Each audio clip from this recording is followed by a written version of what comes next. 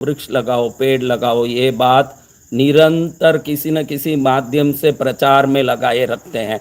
पेड़ लगाइए, हरा रखिए, पेड़ लगाइए, पृथ्वी को हरा रखिए।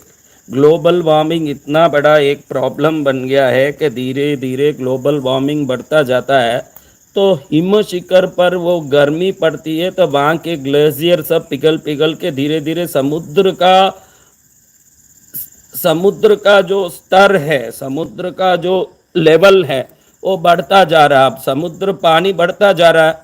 कई बार ये वेदर फॉरकास्ट वालों ने चेतावनी दी है कि 20 से 50 साल के अंदर चेन्नई सिटी डूब जाएगा, क्योंकि समुद्र की पानी का स्तर बढ़ता ही जा रहा है। क्योंकि उधर हिमालयी पहाड़ों से बर्फ पिघल पिघल के गर्मी के कारण समुद्रों में इकट्ठी हो रही है चारों तरफ।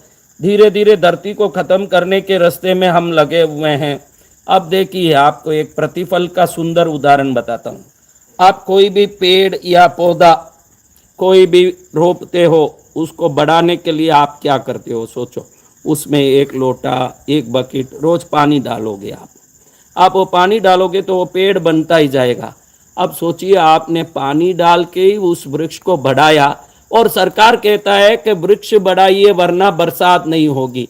अब बरसात क्या है? पानी ही है। आपने लोटा पानी डाला और बादल जम के आकाश भर के पानी वापस देता है। यही प्रतिफल का सिद्धांत है। प्रतिफल का सिद्धांत यही है, आप भी उस वृक्ष को पानी डालते हो, वो वृक्ष भी जब बड़ा होता है, हरा भरा होता है, तो अपने से वो ऑक्सीजन को छोड़ता है। तो H2 हाइड्रोजन और ऑक्सीजन का जहाँ सम्मिश्रण होता है, आकाश के बादलों में घनी शक्ति उत्पन्न होकर जल के रूप में बरसता है। आप बोलो कि कोई पेड़ पौधा, कोई घास फूस, कोई भी बिना पानी उग सकता हो? तो पूरे मध्य सरकार से लेकर राज्य सरकारों तक एक ही गीत गाती है कि पेड़ लगाओ, वृक्ष लगाओ, पेड़ लगाओ, वृक्ष लगाओ।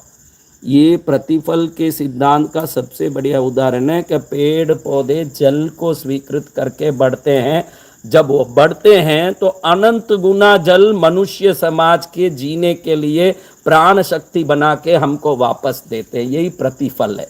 यज्ञ में बैठोगे, पूजा में बैठोगे, यज्ञ देखोगे, पूजा देखोगे, इसका प्रतिफल आकाश से आने वाली बरसात की तरह अदृश्य रूप से हमारे जीवन में शुभ देने वाला बन के आता है। ऐसा जिसने विश्वास किया, देखो कृष्णगिरी तीर्थ को बनाने के पीछे माँ पद्मावती की आदेश और उनकी कृपा बनी थी। लेकिन धीरे धीरे जब साधना बढ़ाता गया, मुझे दो चीज़ ही दुनिया में दुख दिखी। एक तो हर व्यक्ति को कोई ना कोई परेशानी है, दूसरा हर व्यक्ति कंजूस भी है। हर आदमी को ये है कि मेरे को और चाहिए, मेरे को और चाहिए। मेरे पास, सबके पास रहने भाड़े का या खुद का मकान है ही है, खाने रोटी मिल रहा, कपड़ा मिल रहा, लेकिन आदमी किसी रेगिस्तान में हाथ मारते फिर रहा। जैसे मछली रेगिस्तान में तिरता हो, वैसे तिर रहा है। मैंने सोचा कि समृद्धि के ऐसे उपाय करनी चाहिए जिस समृद्धि के उपाय से व्यक्ति तृप्त हो जाएं। अपने अपने गांव में गौशाला, अनाथशाला, मंदिर, वृद्धाश्रम आदि बना सकें। कई वर्षों से हम लोग लक्ष्मी पूजा, लक्ष्मी साधना करते हैं, लोगों को कराते भी आए हैं। इसके पीछे कोई भी स्वार्थ या किसी धनी को धनी बनाने का उद्देश्य नहीं है।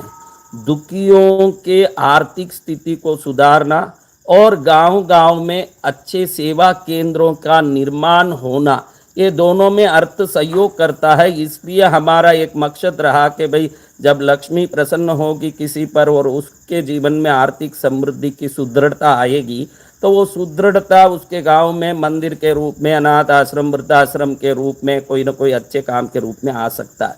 ये सोच से ही हम लोग बड़े बड़े लक्ष्मी अनुष्ठान, उपासना आदि कराते हैं। लेकिन अब इसका जो लाभ ले रहे हैं लोग, वो कितना सच में हमारे ये विचारधारा को पुष्ट कर रहे हैं, ये तो मुझे पता नहीं है। कि मेरा विचार है कि गांव-गांव में मंदिर बने, अनाथ आश्रम बने, वृद्धाश्रम बने, लेकिन सच में लोग समृद्धि प्राप्त होने के बाद इस ऐसी सेवा कर पा रहे हैं या नहीं, ये दूसरी बात। लेकिन हमारी मंशा तो यही है कि लोक कल्याण में समृद्धि काम आए।